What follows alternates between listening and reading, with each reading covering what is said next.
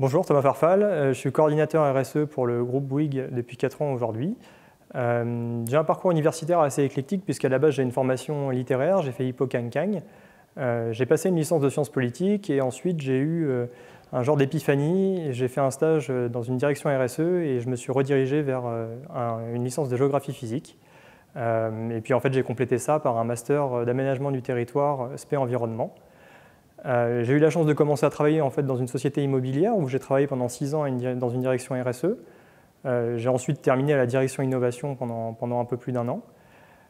Aujourd'hui, je travaille à la direction centrale du développement durable chez Bouygues SA, où j'accompagne les différentes directions RSE du groupe dans leur stratégie de développement durable et de transition. Alors c'est aussi bien sur des sujets institutionnels, des sujets de reporting, des sujets de lobbying ou des sujets de conduite du changement au sens global du terme. En m'inscrivant au certificat, je venais chercher des connaissances que je n'avais pas, alors notamment concernant la santé, puisque bon, j'avais pas mal de connaissances théoriques concernant l'environnement, mais je souhaitais le lier à ces problématiques de santé que je connais assez peu finalement, enfin que je connaissais assez peu avant la formation. J'ai aussi une de mes collègues qui m'en a parlé au moment du lancement du certificat et ça m'a aussi motivé à venir. Elle connaissait l'équipe pédagogique et ça a été un des éléments déclencheurs pour mon inscription. J'ai pendant longtemps été sensible aux problématiques environnementales au sens global du terme. Par ailleurs, j'ai eu la chance de suivre dans le cadre de ma scolarité un programme santé et géographie. Et du coup, je suis convaincu depuis de nombreuses années qu'il y a un lien entre l'altération des écosystèmes et les effets sur la santé humaine, mais également sur la faune et la flore. J'avais la conviction aussi qu'on n'en parlait pas assez dans mon travail et que le lien se faisait assez peu en fait, entre dégradation potentielle, dégradation effective et les conséquences que ça pouvait avoir sur nous et sur nos modes de vie. Il y a un des éléments aussi qui a été assez important dans ma décision, c'était finalement la notoriété de l'école aussi et de la qualité de l'enseignement qui a été dispensé. Ça a été un facteur d'attractivité pour moi et je n'ai pas du tout été déçu. Finalement, j'ai appris des choses, notamment les acronymes PNSE4 et One Health, qui n'est pas un acronyme pour le coup, mais j'ai compris les concepts qu'il y avait derrière et finalement tous les outils qu'ils peuvent apporter au quotidien.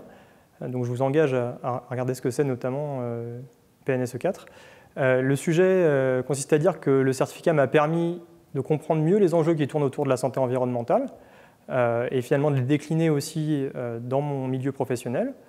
Ce que ça m'a aussi permis, c'est finalement de rencontrer un certain nombre de personnes inspirantes autour des sujets de la santé environnementale, que ce soit du côté corps enseignant ou que ce soit du côté des élèves. Finalement, on en tire une expérience très positive parce que c'est aussi des liens que je vais sans doute garder après le certificat et ça me permet de garder un corps plus solide autour de ces sujets. Un des éléments centraux aussi du certificat, c'est le cadre qui est offert par l'école qui est particulièrement exceptionnel. Ça nous permet d'avoir une proximité assez importante avec à la fois les intervenants et puis les autres élèves, ce qui par la suite sera aussi positif une fois que le certificat sera terminé pour continuer à se voir, continuer à échanger sur ces sujets et puis créer un corpus solide d'élèves à la fois avec la première promotion mais aussi avec les promotions suivantes pour échanger sur nos sujets communs. Un des points forts du certificat, c'est aussi d'aborder des matières qui sont souvent silotées de manière transverse et macro, ce qui permet de voir les liens entre les différents sujets et de les aborder de manière originale et positive. Une des choses, par exemple, qu'on voit assez souvent, c'est que quand on pense à des sujets type géographie, on pense moins à des sujets économiques, environnementaux, même si c'est lié, on les aborde souvent de manière silotée. Là, pour le coup, on a eu la chance d'avoir des matières, ou en tout cas des intervenants qui étaient de milieux très différents, mais qui réussissaient à faire le lien entre les différents sujets de la santé environnementale.